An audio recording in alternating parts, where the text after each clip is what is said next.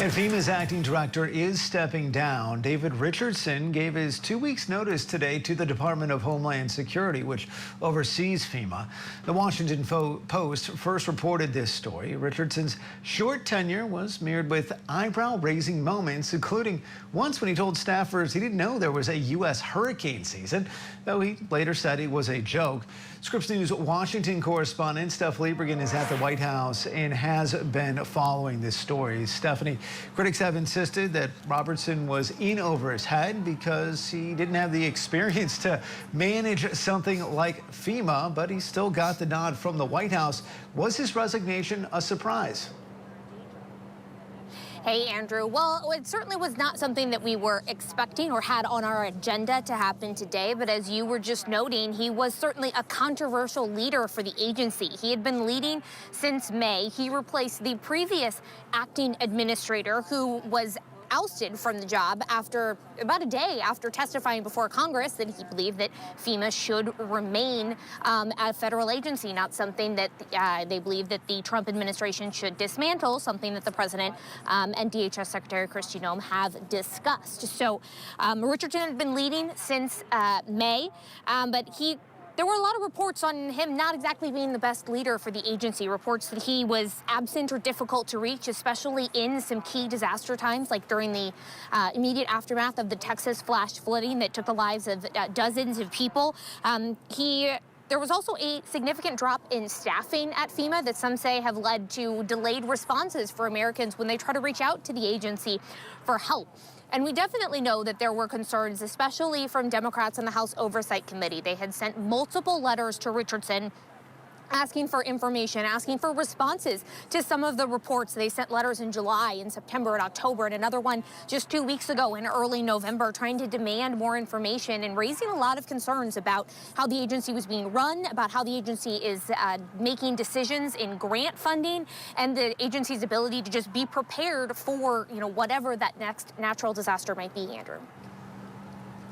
And Steph, at one point, the president wanted to end FEMA altogether, move some of the emergency relief to the states.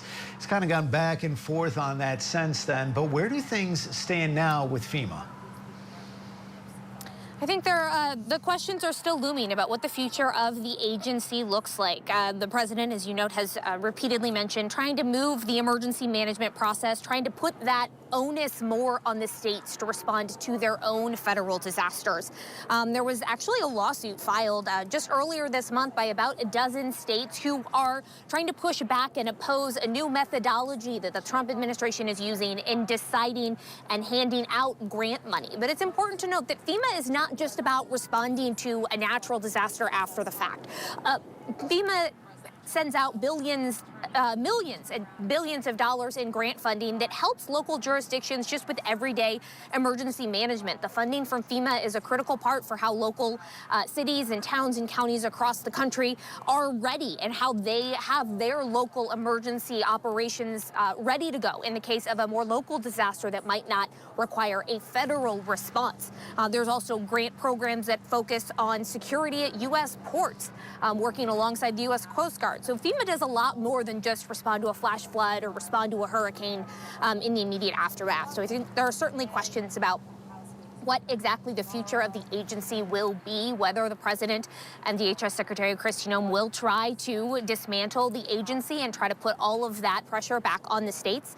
But we'll have to, wait and see whether that comes back up again. We do know the new leader, Karen Evans, she's going to take over on December 1st when Richardson steps down. She is a longtime government employee. She's previously worked for the Department of Energy. She worked under the Office of Management and Budget under President Bush. So she has been in the federal government for a long time. She was previously nominated by President Trump in this second administration to be an undersecretary at the Department of Homeland Security, but that nomination was withdrawn when she started taking on a role as chief of staff at FEMA. So she's just kind of going to move up and become the next acting administrator. But there are some lawmakers on Capitol Hill, some Democratic senators who are pushing the president to nominate a formal and full-time FEMA administrator that would then need to go through the Senate confirmation process.